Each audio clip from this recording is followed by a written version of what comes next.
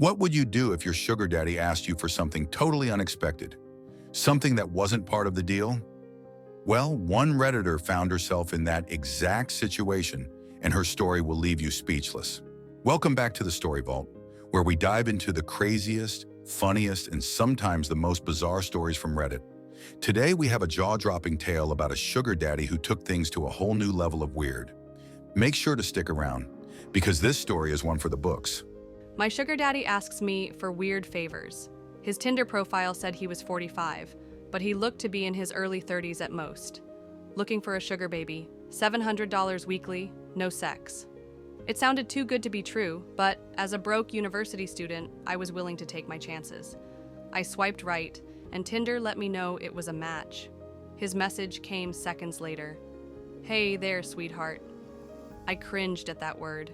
I hated it, but $700 was $700, so I sucked it up and replied, "Hey." His name was Jack, and he told me he owned his own business, although he never specified what kind of business it was. We talked for a while before he asked me for my Venmo to send me the first payment. After a few minutes, I got the notification.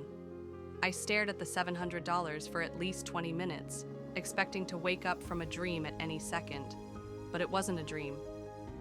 "You still there?" I clicked on the message. "Yeah, sorry. If you don't mind me asking, what are you looking for in return?" I stared at the chat until he replied, "I'm just looking for you to do a few favors for me." That sounded like it was going to be sexual to me. Like what? For example, the first thing I need you to do is pick up a delivery for me.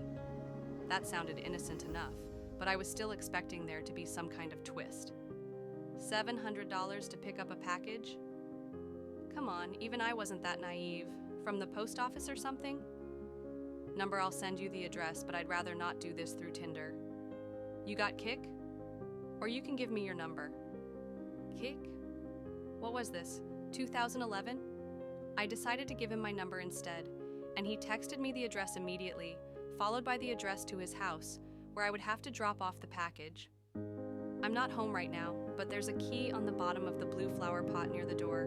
Go inside and put the package on the coffee table in the living room. Make sure that you lock the door when you go inside the house, and then lock it again when you leave. I grabbed my car keys and wallet and got into my car, putting the address into Google Maps. Got it. OMW. My phone buzzed as I backed out of my driveway. I'm serious.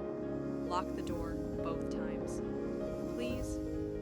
I thought that was a little excessive, but I promised him that I would. The house looked abandoned.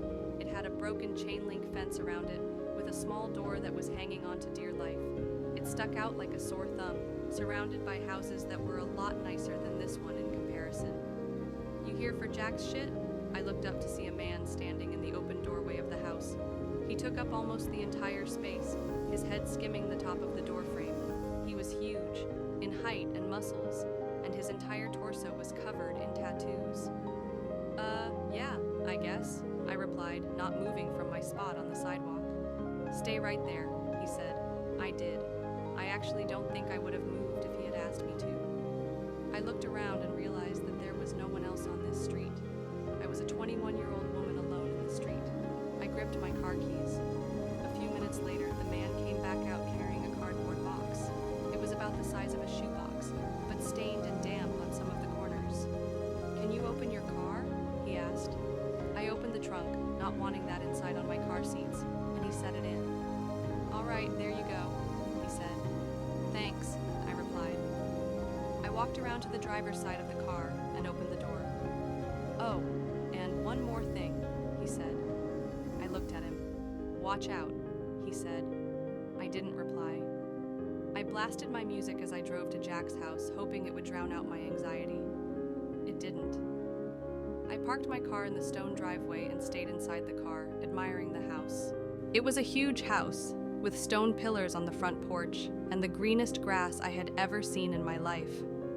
I turned the car off and got out. I grabbed the package and walked to the front door, getting the key from where he said it would be. I opened the door and stepped in, closing it behind me. I thought about what he had said, about locking the door when I got inside. I thought that was a little overboard, but as I stared at the closed door, something made me reach out and lock it. I walked inside, my feet cushioned by the thick maroon carpet, and admired the inside of the house. All the furniture was wooden and looked incredibly expensive. I would probably finish school a dozen times with the money that it took to furnish this place. I set the package down on the coffee table, and as I walked back to the door, I heard a phone ringing from somewhere inside the house. I froze. In my pocket, my phone buzzed. I took it out to look. Don't answer any calls that aren't from Marvin. I put my phone back and followed the sound of the phone, poking my head into a few different rooms before I found it in an office.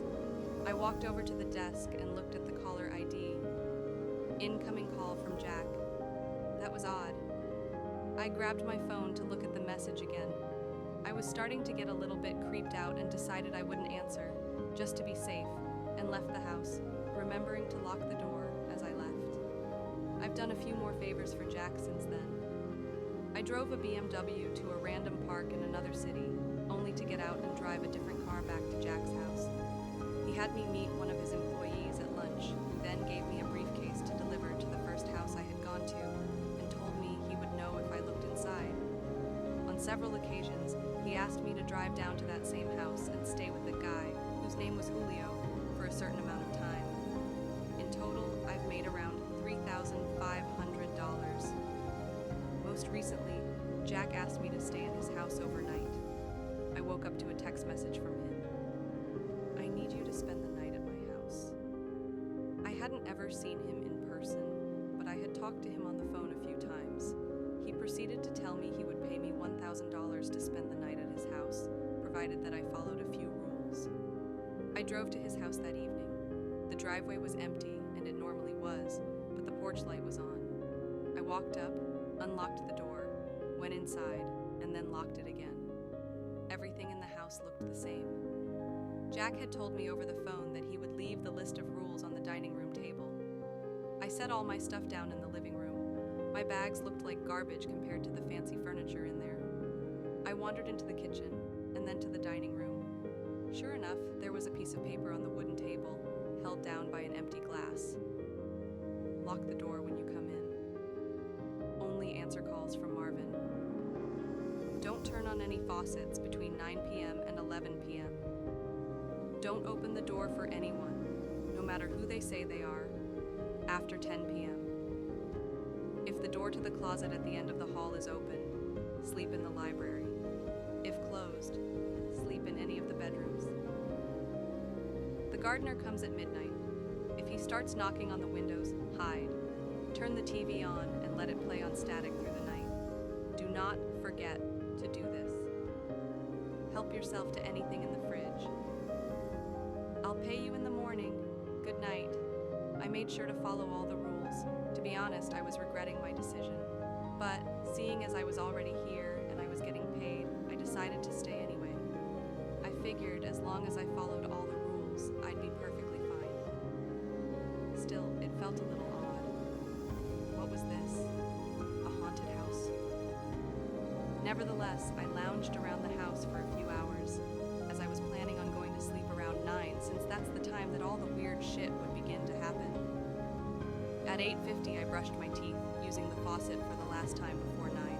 I checked the closet in the hallway, and upon seeing that it was open, I moved my stuff into the library and got ready to sleep on the couch. I locked the doors just in case, and laid on the couch, scrolling through my phone. I hadn't gotten any more messages from Jack, and I started to think up scenarios and reasons as to why he had such strict, peculiar sets of rules in his house. I had dozed off at some point because, at exactly 10:16 p.m., I was woken up by the doorbell ringing. I was about to get up to check, but then I remembered the rule.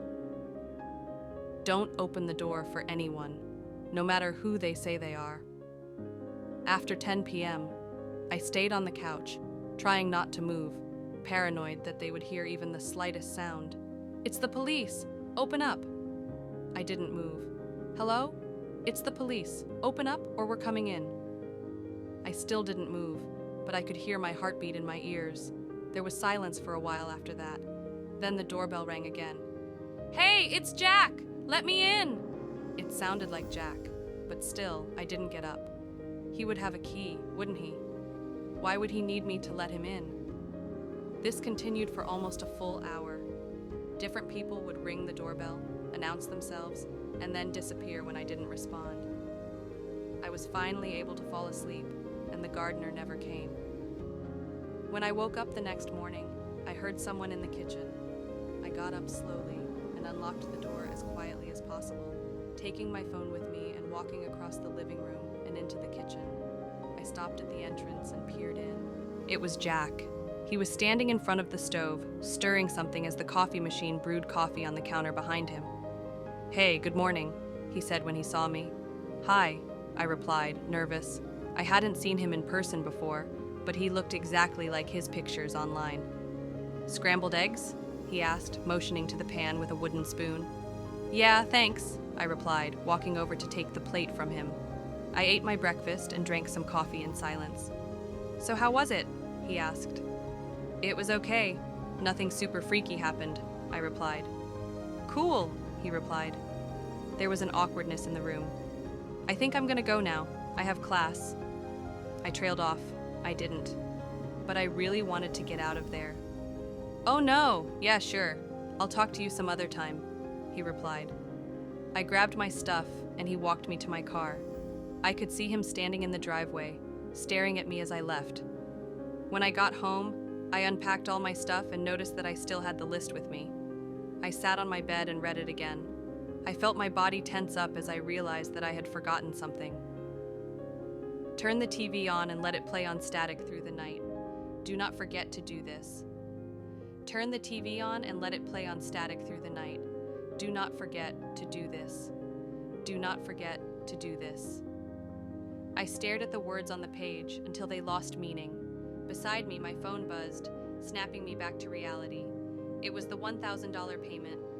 I looked at my phone and then back at the list. Maybe it wasn't an important step? As I was thinking this over, a text from Jack came in. "I'm not in town right now. I should be back next week, so you're free from running any more errands for me until then. Just sent the payment. Go do something fun."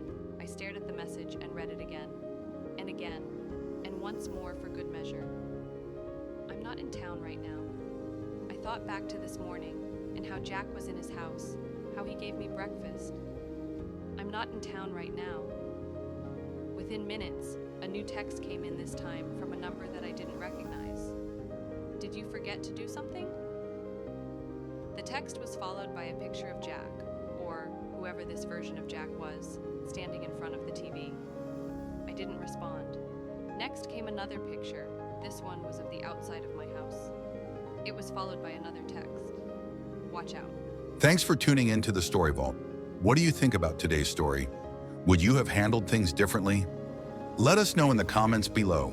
If you enjoyed this story, don't forget to like, subscribe, and hit the notification bell so you don't miss any of our future tales.